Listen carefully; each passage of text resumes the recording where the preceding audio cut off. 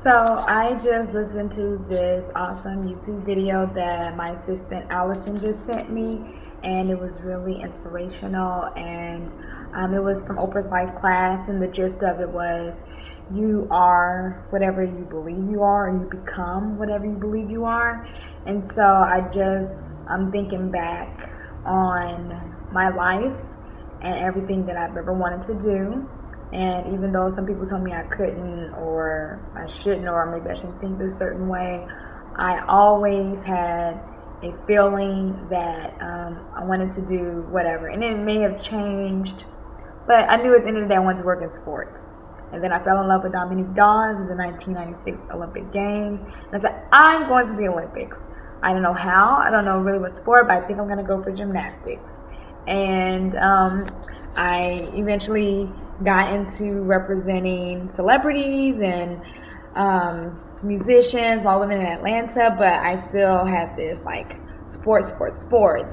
At this time I had already graduated from college, so I knew I wanted to do PR, but I'm like, I'm going to do PR in sports. Well, anyway, to make a long story short, my boyfriend and I, my business partner, we moved to LA, and he kind of helped me expand this business and said, if you want to do sports, this is how you do it. He had the experience and knew how to grow the company and really how to recruit. I didn't even think about the fact that to really work in sports, you got to recruit. So it's just so much I have to say, and I don't know how to really bring it all together, but I just hope that, I don't know if I'll ever share this video, but I hope that one day I can, really speak to people and talk to them about just my journey and listening to that inner voice, that little voice that never really goes away, saying, you should do sports, you should be doing this, you should be doing that. I always listen to that, and this thing just came in my head, and I'll leave it here. I always thought about, I'm starting to notice in LA how the people dress. And I see it in New York. I look at Fashion Week in Paris, and all of the designers are getting inspiration from just like the everyday woman or the everyday person or the everyday teen.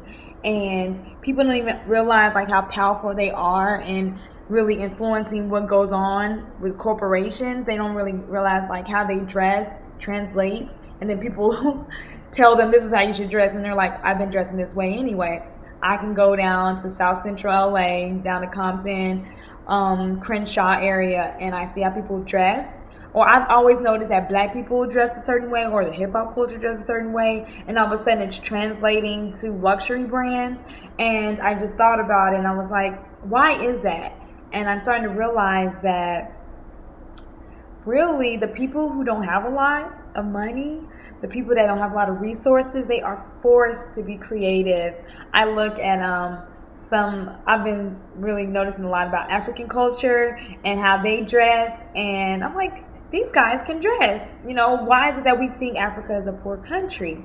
And I'm like, sometimes they may be forced to be creative, or they look at the world around them and they're inspired. So it just made me think about this week coming up, how my clients weren't really invited to the ESPY Awards. Olympians making history at the Olympians, setting records, gold medalists, double medalists, young athletes that are really rising in the sport can't even get a ticket to the ESPY Awards. One of my clients will be working as a red carpet correspondent and as a host, interviewing other athletes. She didn't medal at the Olympics. She didn't even place top 10. She didn't do what she wanted to do in the Olympics, but she's going to the ESPYs. And I was forced to be creative because I didn't have a lot of resources. I don't have the big connections to ESPN. I'm not best friends with the talent bookers, and even if I was, I don't know, maybe they just don't like my personality. Maybe they know who I am. I don't know. But I had to be creative, and my athlete is the first, from what I've seen with Team USA, she's the first Olympian to cover the ESPYs. This is not even affiliated with NBC or any properties associated with the Olympics, but covering the ESPYs as a red carpet correspondent. Maybe that will lead to bigger and better things for her in the future. So that's something I'm really learning, is to listen to that inner voice. Continue to listen to that inner voice. And if you don't have the resources, if you don't have the money to do what you do, be creative and figure it out, and figure out a new way to do it.